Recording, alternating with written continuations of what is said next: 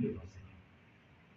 Étant moi-même ouvrier, normalement, il ne connaît pas grand-chose à la science.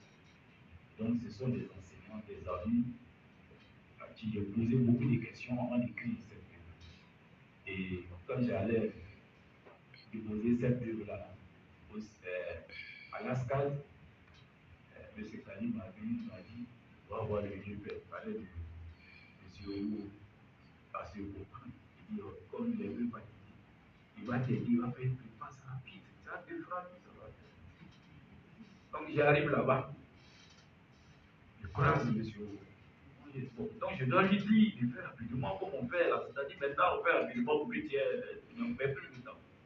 Alors il me dit, mais ce que tu as dit à le coaching, ça c'est pas ça, c'est pas grand-chose. Je dis, mais vraiment, les gens vont commencer. Mais c'est du bonus, c'est qu'est-ce qu'il y a là-dedans, mais c'est pas possible. Et à un moment donné, là, j'ai senti la défaite. Puis il y a un mot qui est arrivé dans ma pensée, il dit, c'est du leadership transformationnel. Il dit, en je vais donner ça à des experts qui vont lire et qui vont évaluer. Ils ont lu, M. Padio a été l'un de ses membres, qui ont lu, qui a évalué, et qui ont trouvé que c'était bon. Et c'est cette voie-là que j'ai voulu vraiment vous présenter. Comme je l'ai dit, moi j'ai eu un bac A, un bac A2, un bac lettres.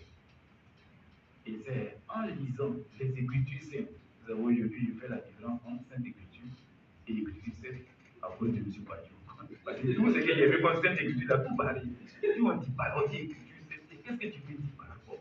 Donc, il m'a dit carrément. Donc, dans les Écritures saintes, dans le livre de Proverbes 30, le verset 27, je lis dans ce livre-là, on dit les criquets n'ont pas de roi, mais ils volent dans un grand rancher. Je dis quoi? Dans un grand rancher, ils n'ont pas de roi. Comment ils font? J'ai commencé à chercher les criquets. Je me suis souvenu de mon enfance parce que je jouais beaucoup les criquets. Je dis, mais comment ils font? J'ai cherché. À la fin, j'ai découvert que ces criquets-là avaient des antennes. Et c'est avec ces antennes-là qu'ils communiquent.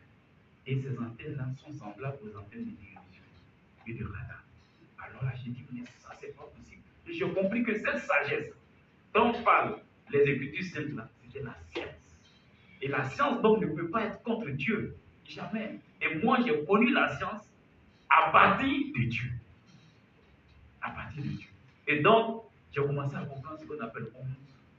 J'ai commencé à comprendre ce qu'on appelle les électrons. Toutes ces choses-là. Jésus est devenu quoi? Et moi, il y a un homme qui brille. Et puis, j'ai compris que tout ce que j'étais en train de faire, on appelait cela la physique quantique. La physique quantique. Et j'ai vu que Jésus avait souvent raison. Un jour, il est parti devant un figuier. Le figuier n'avait pas de fruits. Et il a continué. Mais quand il regarde normalement en géographie, dans les climats, Jésus n'a certainement pas raison. Mais quand il va en physique quantique, il n'y a pas de temps. Tout est une affaire de déplacement de photons. Les photons sont les petites lumières que vous avez. Tout est une affaire de déplacement de photons. Et ce n'est pas normal. À ce figuier-là, tu n'as pas produit de fruit. Et il a maudit, il avait tellement raison.